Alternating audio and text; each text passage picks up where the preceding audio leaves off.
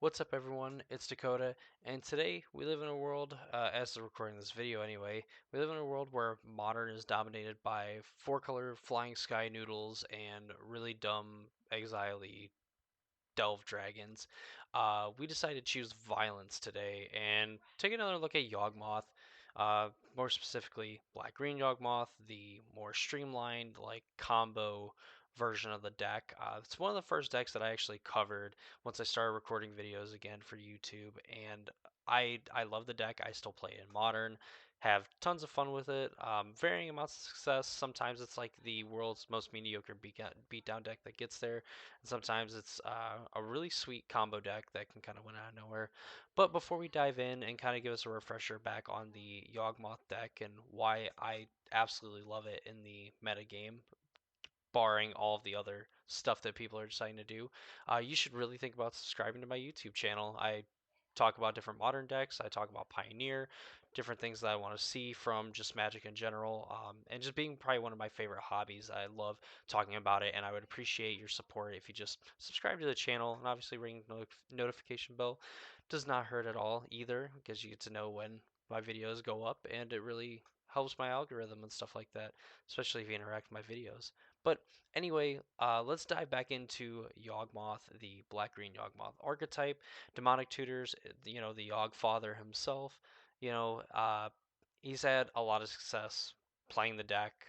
Obviously, there was a time where he played the challenge where he said he played a Yawgmoth deck, and it was just four-color elementals with a Yawgmoth thrown in for the screen cap to show that he won the challenge. But he has won the modern challenges as well with Yawgmoth.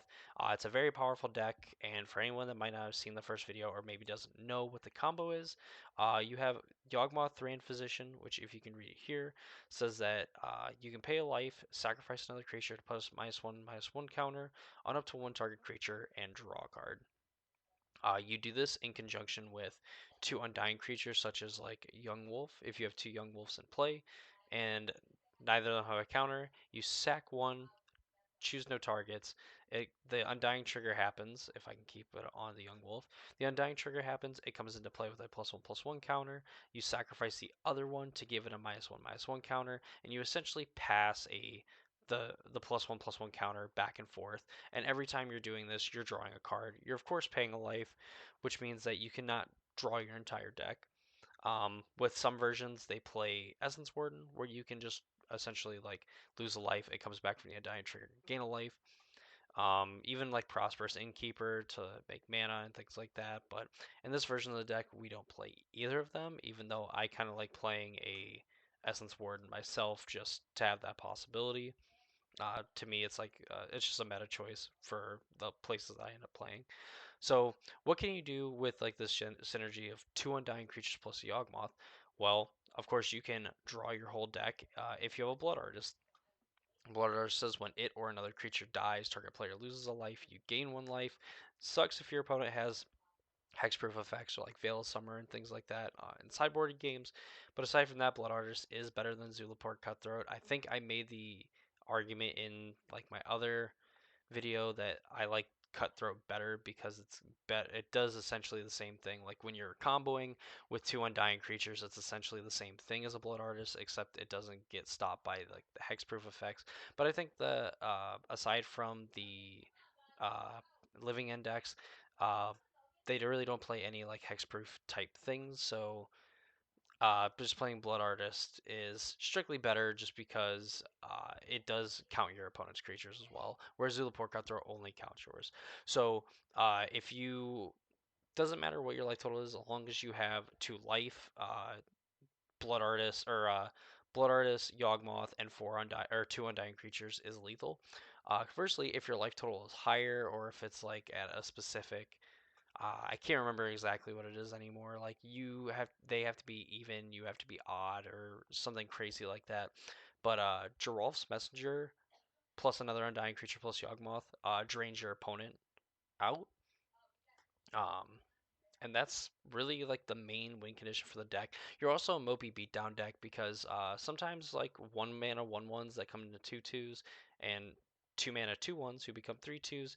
Also just beat down really well if your opponents really stumble. Like really like understanding that your curve like turn one like ignoble hierarch into like turn two Strangleroot Geist Yawgmoth like basically set you up to combo like next turn to draw a bunch of cards. Even if you don't, attacking for 3 on that on turn 2 and then attacking for essentially another 3 if they decide to kill your dork, try to take you off Yawgmoth is still really good and puts a clock on your opponent. And when you're just like playing, like if you just play 2 3 Strangleroot Geist or like 2 Geist 1 Wolf, your opponents die very quickly.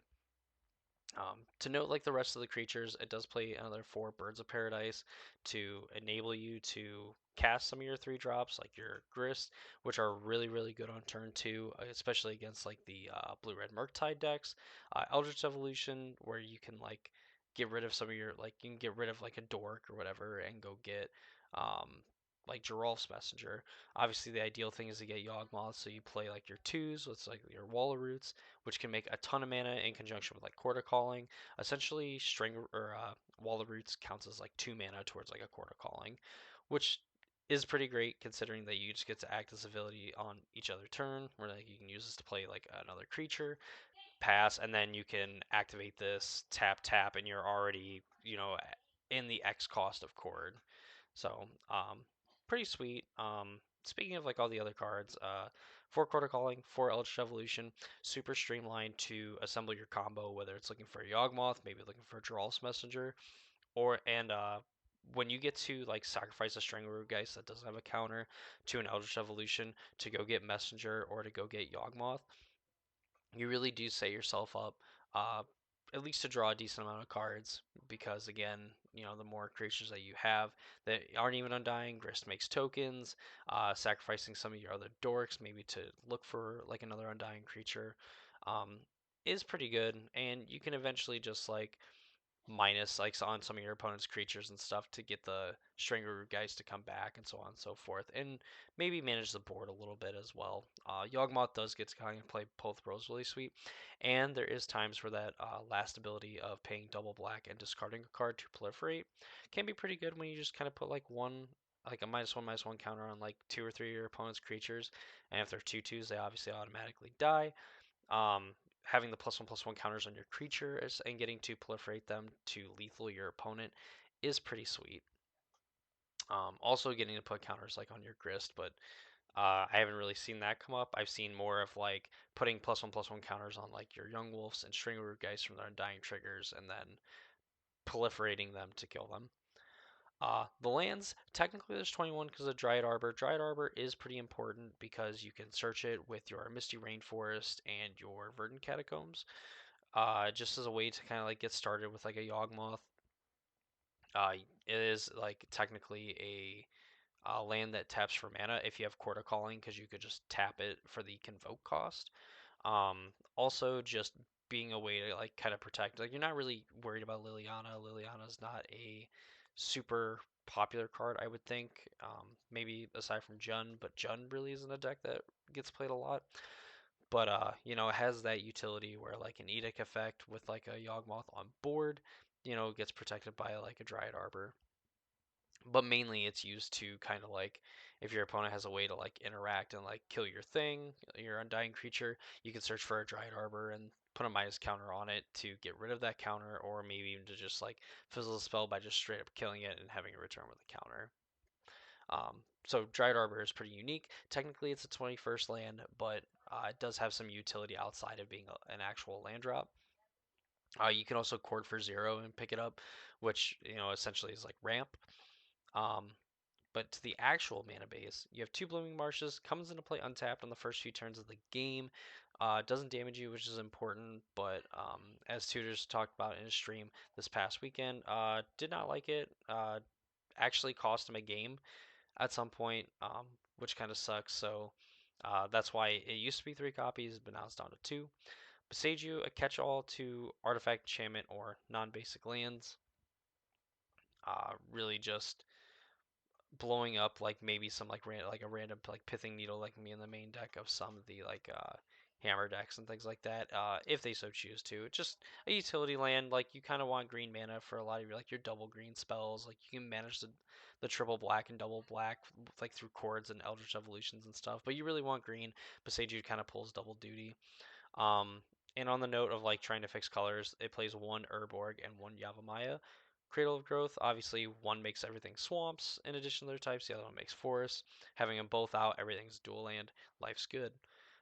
Your fetch lands, Verdant Catacombs and Misty Rainforest. I think you really just want a fetch land that uh, fetches the forest.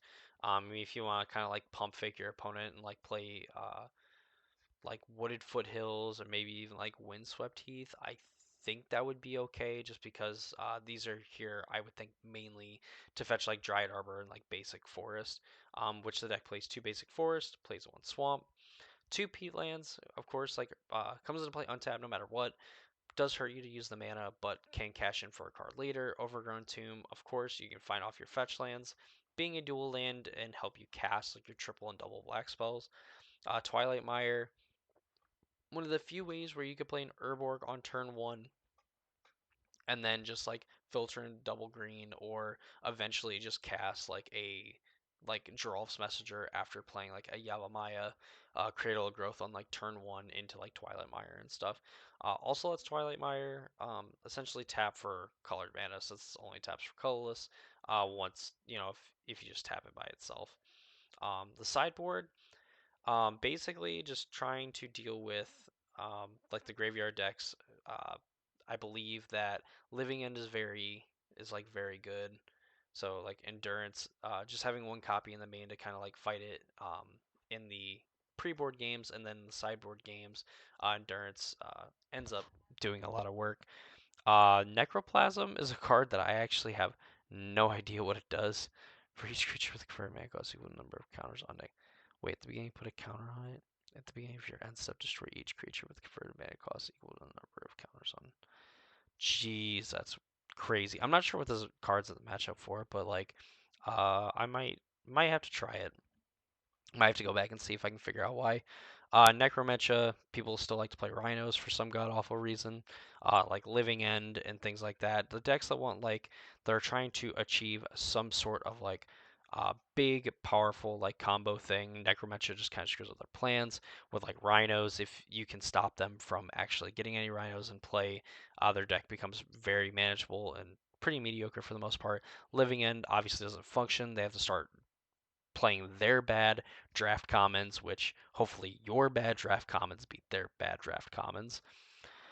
Scavenging Ooze is like a tutorable way to affect the graveyard, especially in like the grindy like creature matchups. I like this card probably more than most people do, just because eventually this thing kind of gets out of control. It can get out of Unholy Heat range pretty quick. It can take your opponent off of Delirious Unholy Heats and really mess with like your opponent's graveyard when they're trying to set up like Murktides and things like that.